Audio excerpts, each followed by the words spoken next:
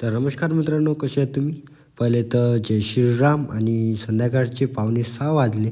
तर आता आपल्याला जायचं आहे बाहेर, तर चला मग. तर बाहेर निघालो मी. तर आपले बैल वगैरे पहिलेच घरी आणले होते बाबाजीनं.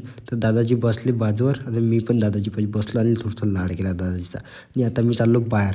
तर चला मग जाऊ आणि बाहेर निघालो तर काय गावात कोणीच दिसले नाही. तर आता मी बस स्टॉपवर आलो. बस स्टॉपवर ते बुढेपाटी बसून होते. तर मी आता शेजारच्या शेतामध्ये आलो. शेजारच्या शेतातली वाडी ही आहे.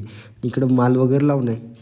तर हे शेजारच्या शेतातली फुलगोबी आणि जेवढं गेलो तर फुलगोबी कशी दिसते, मस्त फुलं होती बडी.